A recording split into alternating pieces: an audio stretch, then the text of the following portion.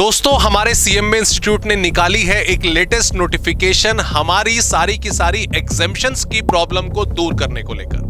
जी हां, जैसा कि दिसंबर 2023 में हमारा ओल्ड सिलेबस 2016 सिलेबस एंड हो गया है और अब सिर्फ 2022 वाला सिलेबस ही आने वाले एग्जाम्स में एप्लीकेबल होगा।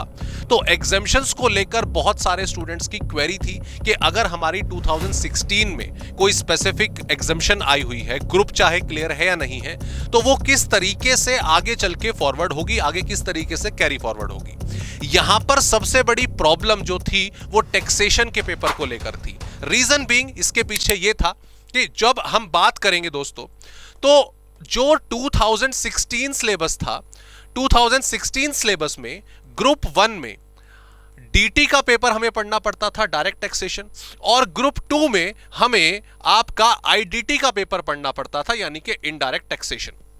लेकिन जब मैं न्यू सिलेबस की बात कर रहा हूं, 2022 की बात कर रहा हूं, तो सिर्फ ग्रुप 1 में हमें टैक्सेशन का पेपर पढ़ना है। टैक्सेशन उसका हेडिंग है, जिसमें दोनों कवर हो रहे हैं, हमारा डीटी भी और आईडीटी भी। तो डेफिनेटली यहां पर जो क्वेरी है सब बच्चों के सामने, स्पेशली टैक्सेशन को लेकर ये आती थी कि सर अगर मैं बात करूं कि मेरा मान लीजिए सिर्फ ग्रुप 1 में डीटी क्लियर था तो क्या मुझे इसकी एग्जम्पशन मिलेगी।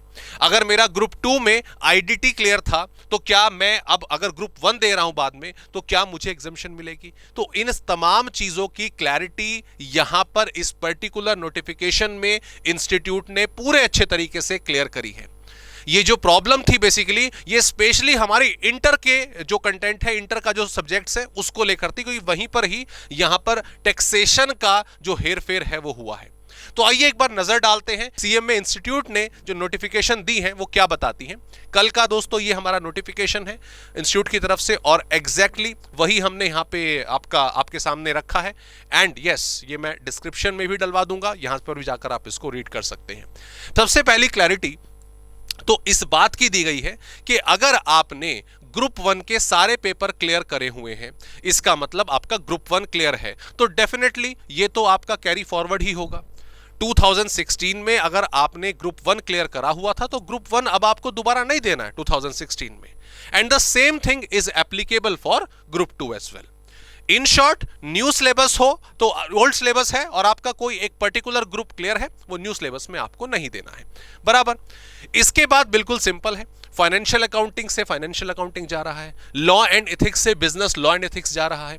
लेकिन सबसे बड़ा जो मैटर ऑफ डिस्कशन है वो दोस्तों हमारा ये वाला है, 1 and 2, taxation and direct taxation.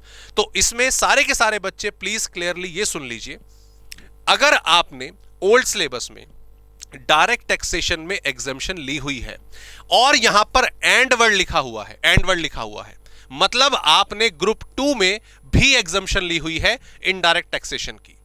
In short, आपने ग्रुप 1 भी दिया होगा, ग्रुप 2 भी दिया होगा, दोनों एक साथ दिए होंगे। आपका ग्रुप क्लियर नहीं हुआ मान लीजिए, और उसमें आपका जो टैक्स का पेपर है दोनों में आपने एग्जेम्प्ट करा हुआ, दोनों में आपने 60% जो है वो क्या नाम है अचीव करे हैं। तो उस सिचुएशन में आपका दोस्तों न्यू सिलेबस के हिसाब से ग्रुप 1 में पेपर नंबर 7 कंप्लीटली एग्जेम्प्ट हो जाएगा। तो क्लैरिटी यहां पर यह है कि अगर आपका ग्रुप 1 में पुराने सिलेबस में सिर्फ डीटी क्लियर था और आईडीटी क्लियर नहीं था तो एग्जम्पशन नहीं मिलेगी, एग्जम्पशन नहीं मिलेगी, बराबर। दोनों पेपर क्लियर होने चाहिए, तब आपका जो एग्जाम है वो एग्जेम्प्ट होगा। ये क्लियर हो गया है। साथ ही बाकी चीजें अगर हम देखें, फर्दर आगे हम देखें इस चीज को लेकर, स्पेशली टैक्स को लेकर, यहां पर फुटनोट भी डाला गया है इंस्टीट्यूट की तरफ से। वो क्या कह रहा है, दो केस हो सकते हैं। केस 1 हमने ऑलरेडी डिस्कस कर लिया, student who have already got exemption in paper 7, paper 11, उनके बीच में जो वर्ड है बहुत ज्यादा इंपॉर्टेंट हो जाता है, एंड दोनों एग्जाम्प्ट आपने करे हुए हैं किसके, सिलेबस 2016 के, तो आपका टैक्सेशन का जो पेपर है, डायरेक्ट एंड इनडायरेक्ट टैक्सेशन का जो पेपर है, दोनों आ गए ना, ये एग्जाम्प्ट हो जाएंगे। तो अगर एक आपका एग्जाम्प्ट है तो आपको एग्जम्पशन नहीं मिलेगी, ये चीज आपको समझ आ जानी चाहिए। लेकिन इसके साथ जो केस 2 है वो ये है कि अगर आपने group 1 student who have already got exemption in group 7, यहां पर ग्रुप 1 आपने दिया था, और आपका मान लीजिए ग्रुप क्लियर नहीं हुआ, लेकिन डीटी में आपने 60% मार्क्स लेकर आ गए, 60% एंड अबव, एग्जेम्प्ट कर लिया, okay, and passed group two आपने पास कर लिया है, ओके, ग्रुप टू आपने पास कर लिया है, सारे पेपर क्लियर कर लिए थे 2016 सिलेबस में, और आईडीटी में भले ही 60 से कम थे बट ग्रुप क्लियर था, उस केस में भी आपका पेपर 7 आपको दोबारा देने की जरूरत नहीं पड़ेगी, बराबर। सो दो केस हो गए, दोनों पेपर में एग्जम्पशन है, आपको पेपर नंबर 7 नहीं देना है। ग्रुप 1 दिया आपने, डीटी का पेपर ओल्ड सिलेबस में एग्जाम्प्ट ले लिया, और ग्रुप 2 आपका सॉर्टेड है, आपने वो पहले ही क्लियर कर लिया है, तो भी आपको आपका 7th पेपर टैक्सेशन का पेपर देने की जरूरत नहीं है, ओके।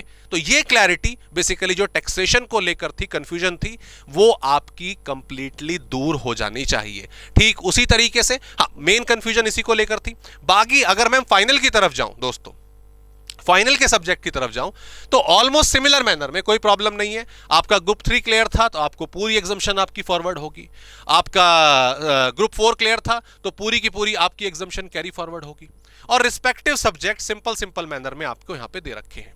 हाँ, यहां पर अगर हम बात करें जो आपका फाइनल है उसके हिसाब से, ग्रुप 3 में अगर आपने पेपर नंबर 16 दिया हुआ था, डायरेक्ट टैक्सेशन और इंटरनेशनल रिलेशन, ये सेम सब्जेक्ट आपका न्यू सिलेबस में एज इट इज है, इसमें कोई परिवर्तन नहीं है, तो वो भी आपका एग्जाम्प्ट हो जाएगा। And same pattern for indirect taxation as well, okay. तो स्पेशली मेरे इंटर वाले दोस्त, ठीक है, जिनको सबसे ज्यादा कंफ्यूजन थी कि सर डीटी का पेपर हमारा एग्जाम्प्ट होगा या नहीं होगा, अगर सिंगल एग्जाम में आपकी एग्जाम्शन है, इधर डीटी और आईडीटी, तो एग्जाम्शन नहीं मिलेगी, दोनों में आपकी एग्जाम्शन है या दोनों कैसे ना कैसे करके क्लियर है, तो ही आप अपना पेपर एग्जाम्प्ट करवा पाएंगे। ओके दोस्तों, इसके अलावा अगर आपकी कोई क्वेरी है तो डेफिनेटली कमेंट बॉक्स में डाल दीजिए, ये नोटिफिकेशन भी आपको डिस्क्रिप्शन बॉक्स में मिल जाएगी, और कोई भी अगर क्वेरी होती है तो उसको हम सॉर्ट करेंगे। Okay, please take care and happy studies.